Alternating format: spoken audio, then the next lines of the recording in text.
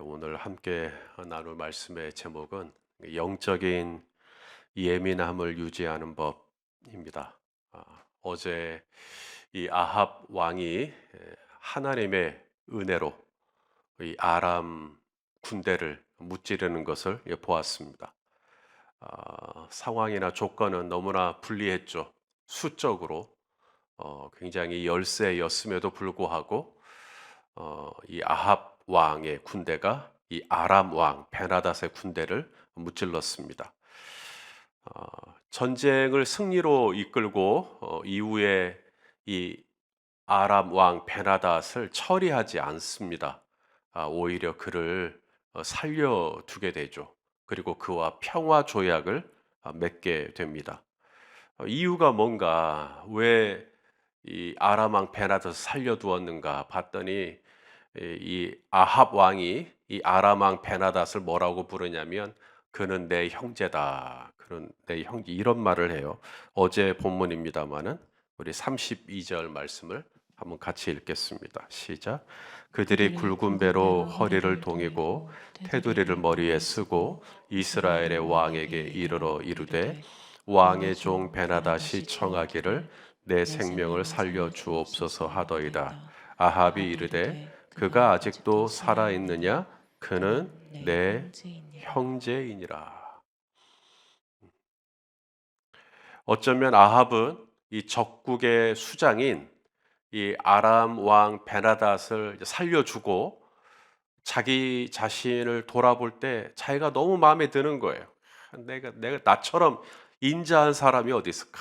나처럼 긍휼이 많은 사람이 어디 있을까? 내가 참 덕이 많아. 막 어쩌면 자기 자신을 그렇게 생각을 하고, 또 다른 사람들도 아마 나를 그렇게 칭찬하겠지라는 생각을 했을런지도 모르겠어요.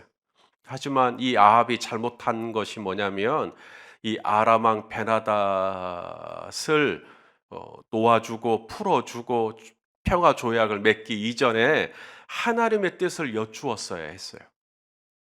하나님은 이 아람 왕 베나닷을 어떻게 처리하기를 원하시는지 하나님께 한 번만 물었었더라면 얼마나 좋았을까. 이게 예민함이에요. 그러니까 둔하다라는 게 뭐냐면, 하나님께 기도를 안 해요. 둔하다라는 말은, 그때 깨어서 하나님 이거 어떻게 해야 돼요? 라고 물으면 그거 예민한 겁니다. 그런데 둔해지면 어떻게 되냐면, 그냥 내 생각대로, 내 감각대로, 내 느낌대로, 내 경험대로 이렇게 살아가는 거예요. 그냥 전적으로 하나님의 은혜로 이긴 싸움 아닙니까?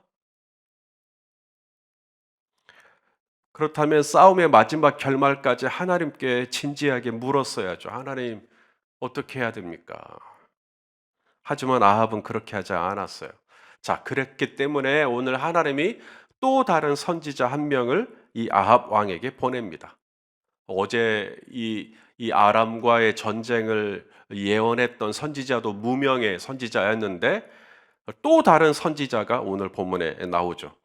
이 선지자는 먼저 자신의 친구를 찾아갑니다. 그리고 뜻밖의 요청을 하죠. 그 친구에게 뭐라 그러냐면, 이 선지자가 자기를 치라는 거예요. 자기를 때리라는 거예요. 때리겠어요? 친구인데? 그래서 나는 못 때리겠다. 네가 내 친구인데 내가 어떻게 너를 때리냐? 그러자 선지자가 예언을 합니다. 당신은 하나님의 말씀을 거역한 거기 때문에 사자에게 죽임을 당하게 될 거다. 자, 36절 말씀 같이 읽겠습니다. 시작. 그가 그가 그 그 사람에게 사람에게 이르되 이르되, 내가 내가 여호와의 여호와의 말씀을 말씀을 듣지 듣지 아니하였으니 아니하였으니 네가 나를 떠나갈 때에 사자가 사자가 너를 너를 죽이리라. 죽이리라. 그 그 사람이 그의 사람이 그의 곁을 곁을 떠나가더니 떠나가더니 사자가 사자가 그를 그를 만나 만나 죽였더라. 죽였더라.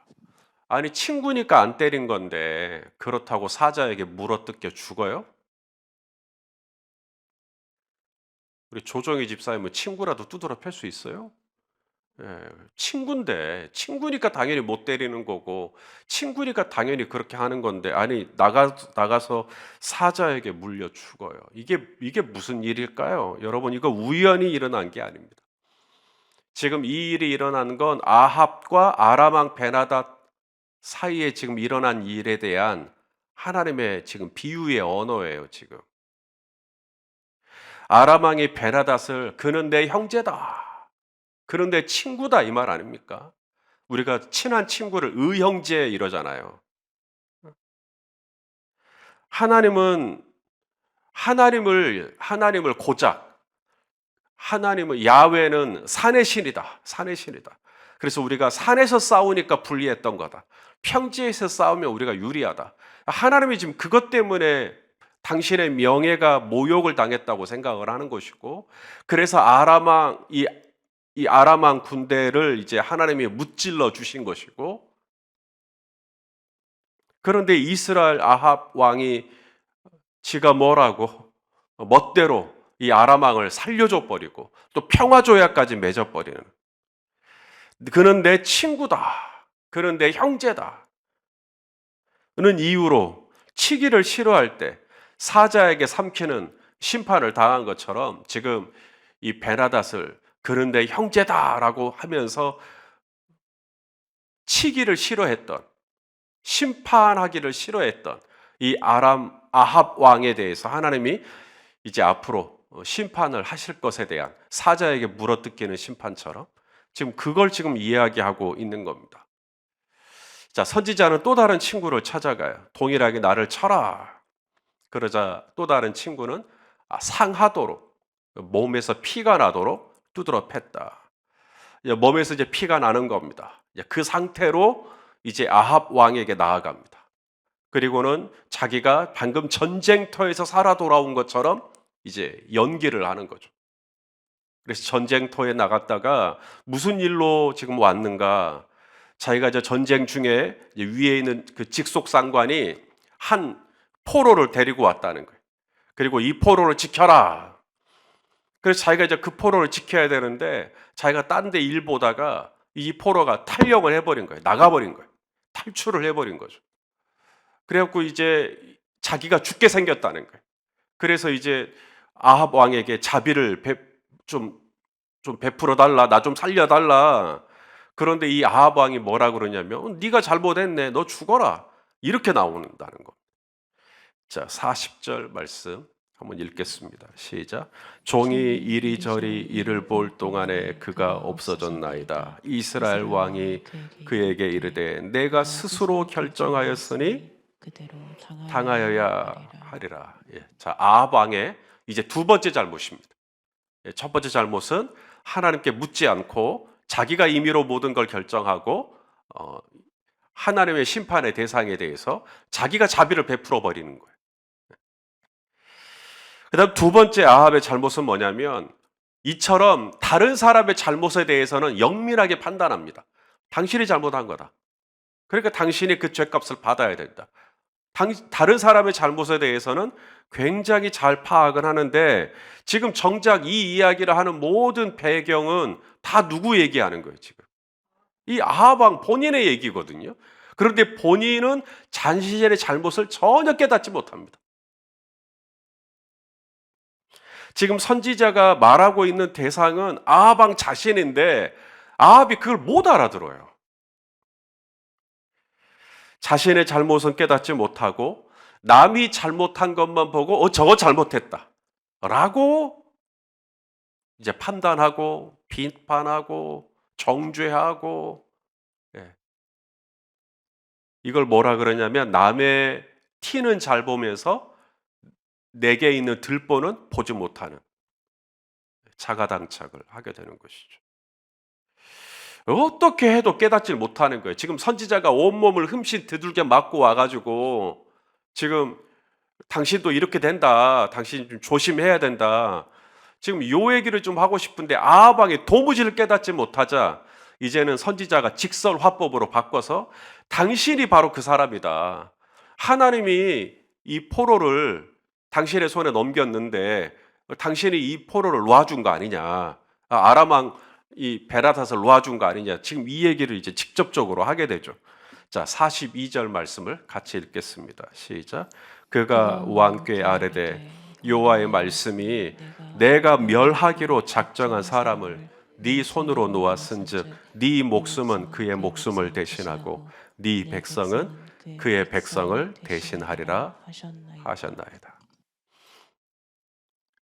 여러분, 하나님의 말씀에 복 있는 사람, 이 복 있는 사람은 여호와의 말씀을, 여호와의 율법을 즐거워하여 그 율법을 주야로 묵상하는 자가 복 있는 사람이라고 말씀하십니다. 그래서 저도 이 하나님의 말씀을 묵상을 할 때 오전과 오후로 나누어서 묵상을 합니다. 아침에 일어나면 제일 먼저 성경을 읽어요. 제 서재로 올라가서. 아침에 일어나자마자 내가 제일 처음 눈을 떠서 뭘 보느냐, 이게 굉장히 중요합니다. 이게 마치 각인 효과처럼 아침에 내가 제일 먼저 읽은 거, 내가 아침에 제일 먼저 본 게 하루 종일 잔상에 남습니다. 그러니 아침에 일어나자마자 휴대폰을 들여다본다든지 뭐 뉴스를 검색해 읽어본다든지 제 경험으로는 그렇게 그다지 좋지는 않습니다. 하루 종일 그게 남아요. 그 내용이. 아침에 눈을 떠서 제일 먼저 내가 읽어보는 내용이 하루 동안 계속 그게 남아요. 그러니 다른 어떤 것보다도 말씀을 보면 참 좋죠. 그래서 이 하나님의 사람들도 보면 이 성경에 보니까 다들 아침에 묵상을 합니다. 아침에 일어나자마자. 자, 시편 143편 8절입니다. 읽어볼까요? 아침에 나로 하여금 주의 인자한 말씀을 듣게 하소서. 내가 주를 의뢰함이니이다. 내가 다닐 길을 알게 하소서. 내가 내 영혼을 주께 드림이니이다. 언제 묵상을 해요? 아침에. 자, 또 119편 148절도 읽어보죠. 시작. 주의 말씀을 조용히 읊조리려고 내가 새벽녘에 눈을 떴나이다. 아침에 하나님의 말씀을 묵상하는 구절을 찾아내려면 몇십 구절이나 됩니다. 너무 많아서 제가 딱 두 구절만 지금 인용을 해요. 아침에 읽은 내용, 아침에 처음 본 내용이 일어나자마자 아직 잠결인데도 그때 그 읽은 내용이 하루 종일 갑니다. 그러니 복 있는 사람은 주야로 아침에 먼저 묵상을 하고요. 또 저녁에 잠들 때도 마찬가지입니다. 이렇게 저녁에 잠들기 전에 시간이 한 10시 됐다, 뭐 11시 됐다 그러면 이제 슬슬 잠잘 준비하죠. 그때 잠잘 준비를 하는 것이 바로 묵상입니다. 이제 잠들기 전에 하는 게 바로 묵상이죠. 요사이 현대인들을 보면 잠들기까지 휴대폰을 보고 잠을 자죠. 그게 좋지 않습니다. 왜냐하면 내가 잠들기 직전까지 봤던 그 내용이 나의 꿈에 영향을 줍니다. 그렇기 때문에 내가 잠들기 직전까지 내가 마지막에 기왕 또 휴대폰을 본다고 한다면 마지막 그 순간까지 차라리 하나님의 말씀을 읽다가 잠이 드는 것이 더 낫지 않을까. 뭐 가장 좋은 건 정자세를 취하고 하나님의 말씀을 정식으로 묵상을 하고 그리고 이제 말씀을 기반으로 기도하다가 잠이 들면 제일 좋겠죠. 하지만 그것도 좀 어렵다고 한다면 차라리 같은 휴대폰을 보다가 잠들 거면 말씀을 읽다가 주무시는 것이 더 낫지 않을까. 특히 사람들 이름만 나열되는 민수기 같은 거 읽다 보면 읽다가 주무실 수 있는 확률이 높아지겠죠. 성경은 이게 복 있는 사람이라고 말합니다. 주야로 묵상을 하는 거죠. 아침에 일어나자마자 또 저녁에 너무 피곤한데 잠들기 직전에 읽었던 말씀들이. 제가 왜 갑자기 묵상 얘기를 하냐면 이 묵상하는 삶이 거룩한 체질, 거룩한 습관이 되어야 하나님 앞에 영적인 예민함을 유지할 수가 있습니다. 아합과 같은 실수를 저지르지 않게 돼요. 하나님의 도우심을 마치 내가 실력으로 이긴 것처럼 착각하지 않게 됩니다. 오만하지 않게 돼요. 복 있는 사람은 오만한 자의 자리에 앉지 않게 됩니다. 이거 하나님의 은혜구나. 이 영적 예민함입니다. 근데 이 말씀이 주야로 하나님의 율법을 즐거워하고 하나님의 말씀을 묵상하고 그러면 이게 하나님의 은혜가 막 느껴져요. 이거 다 하나님의 은혜였네. 하나님의 은혜였네.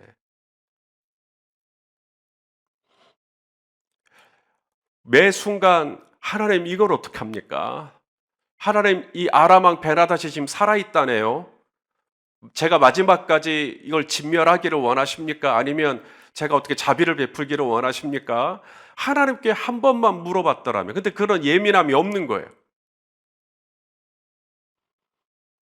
저는 오늘 여러분들이 지금 이 새벽녘에 지금 깨워서 이 예배의 자리에, 말씀의 자리에 지금 나오신 여러분들을 제가 격려해 드리고 싶어요. 왜냐하면 여러분들은 지금 아침에 일어나자마자 지금 교회당에 나오셔서 온라인과 오프라인으로 지금 하나님의 말씀을 듣고 또 이제 이 예배가 마치면 또 기도하실 거잖아요. 또 기도하실 것이고. 그래서 저는 틀림없이 오늘 하루 정도는 오늘 들었던 말씀, 오늘 내가 묵상했던 말씀이 계속해서 남게 될 겁니다. 좋은 일이에요, 그거. 정말 좋은 일입니다. 이 시간에 더 잘 수 있죠. 여러분에게 그런 권리가 있으니까. 그런 선택할 수 있는 자유가 있으니까. 더 주무실 수도 있고 아니면 뭐 다른 일을 하실 수도 있겠지만 내가 이 하루를 시작하고 첫 시간을 내가 먼저 말씀 앞에 예배를 드리겠다. 그리고 하나님의 말씀을 듣겠다. 정말 정말 잘하신 거예요. 왜냐하면 이것이 계속 남아요, 이제. 이게 계속 갑니다.